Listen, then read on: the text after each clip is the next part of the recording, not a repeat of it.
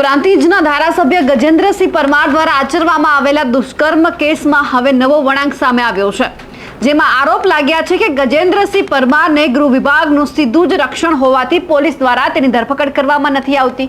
તેને લઈને અનેક સવાલો ઊભા થઈ રહ્યા છે। ત્યારે આ કેસની પીડિત મહિલાને ખબર પડી કે ગજેન્દ્રસિંહ પરમાર ગાંધીનગરના વાસણા ચૌધરી ગામમાં એક ફાર્મ હાઉસમાં છે। તેની જાણ થતાં જ મહિલા ફાર્મ હાઉસ પર પહોંચી અને પોલીસ કંટ્રોલમાં જાણ કરી। પણ હવે શું નવો વળાંક આવ્યો છે તેની વાત કરીશું આજના વિડીયોમાં। નમસ્કાર, નિર્ભય ન્યૂઝ સાથે હું છું રિદ્ધિ। દુષ્કર્મના ફરાર આરોપી ભાજપના પ્રાંતિજના ધારાસભ્ય ગજેન્દ્રસિંહ પરમાર ગાંધીનગર જિલ્લાના વાસણા ચૌધરી ગામમાં આવેલા એક ફાર્મ હાઉસમાં છુપાયેલા હોવાની જાણ છે તે ફરિયાદી મહિલાને થઈ અને તે તરત ફાર્મ હાઉસ ઉપર પહોંચી, જ્યાં ગજેન્દ્રસિંહ હોવાની ખાતરી તેમને થઈ અને તેમણે 17 થી 18 જેટલા ફોન કોલ છે તે પોલીસ કંટ્રોલ રૂમમાં કર્યા। પરંતુ 2 કલાકથી વધારે સમય પસાર થયો તેમ છતાંય ત્યાં પોલીસ ન આવી, એટલે મહિલા, જે આ પીડિત મહિલા છે, તે જાતે જ ફાર્મ હાઉસમાં પહોંચી ગઈ અને ત્યાં ગજેન્દ્રસિંહને ઝડપી લીધો।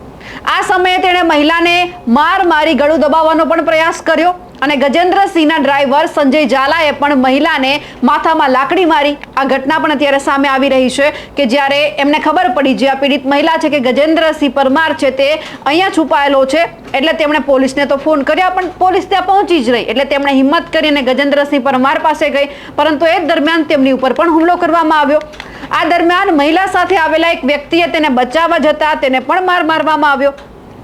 એ બાદમાં ગજેન્દ્રસિંહ પરમાર ક્રેટા કારમાં ત્યાંથી ભાગી ગયો, જેથી મહિલાએ પણ પોતાના કારમાં બેસી તેનો પીછો કર્યો। આ દરમિયાન હાઈવે પર બમ્પ આવતા જ ક્રેટા કાર છે તે ધીમી પડી, ત્યાં જ મહિલાની કાર, ક્રેટા કાર છે, એમની સાથે અથડાઈ અને બાદ જે આ વાહન આવી જતા કાર લઈને જે આ ગજેન્દ્રસિંહ પરમાર છે તે પણ ત્યાંથી નાસી ગયો અને 5 કિલોમીટર આગળ કારને ઊભી રાખીને તે અન્ય કારમાં ફરાર થઈ ગયો। અકસ્માતમાં જે આ મહિલા ઈજા પામી છે તેમને સારવાર માટે ગાંધીનગર સિવિલ હોસ્પિટલમાં પણ લઈ જવામાં આવી, જ્યાં તેની સારવાર ચાલી રહી હતી અને એ જ સમયે સસ્પેન્ડેડ પીએસઆઈ જીએસ ગોસ્વામી છે, ક્રેટા કારના ચાલક સંજય ઝાલા છે, એમને લઈને સારવાર માટે આવ્યા।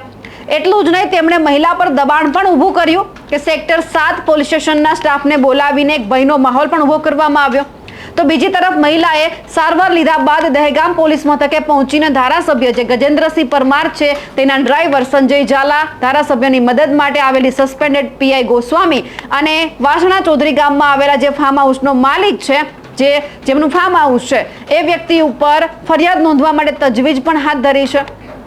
આપણને બધાને ખબર છે કે જે આ ઘટના છે 2020માં બની હતી, જે આ મહિલા કાર્યકર છે તે બધા જ લોકો એક જગ્યા ઉપર જતા હતા અને એ જ સમય દરમિયાન એમની દીકરી સાથે આ દુષ્કર્મની ઘટના બની હતી।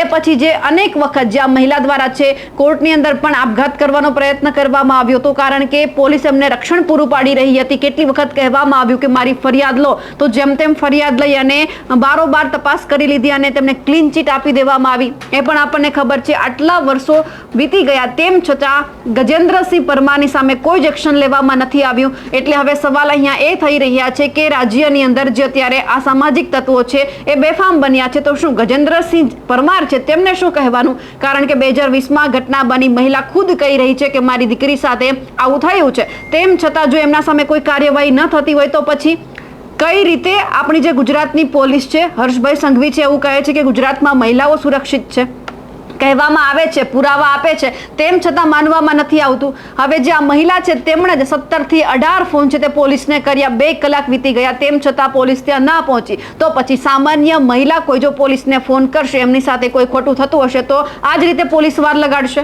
તો ડીજીપી વિકાસ સહાયને પણ અહીંયા એ જ કહેવાનું છે કે જો તમારી પોલીસ આવવામાં આટલું મોડું કરતી હોય તો બીજી દીકરીઓ શું કરશે?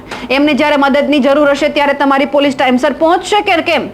કારણ કે આ મહિલા અત્યારે હોસ્પિટલમાં છે, અનેકની સામે એમણે ફરિયાદ નોંધવાની તજવીજ હાથ ધરી છે। તમારી પોલીસને કહેજો ફરિયાદ લે, કારણ કે હવે આ મહિલાને પણ મારવામાં આવ્યો છે। હવે તો એ વ્યક્તિએ તમને પુરાવા પણ આપ્યા છે, કારણ કે તમે જે રીતે વિડીયો જોઈ રહ્યા છો એ બધામાં દેખાય છે કે કઈ રીતે અકસ્માત થયો છે, ગજેન્દ્રસિંહ પરમાર છે નાસી છૂટ્યો છે। એટલે અહીંયા સવાલ એક મહિલાનો નથી, પોલીસ ઉપર અને ગૃહ વિભાગ ઉપર પણ સવાલ થાય છે કે તમે એક મહિલાને રક્ષણ પૂરું નથી પાડી શકતા તો તમે બાકીની ગુજરાતની દીકરીઓનું રક્ષણ કઈ રીતે કરશો?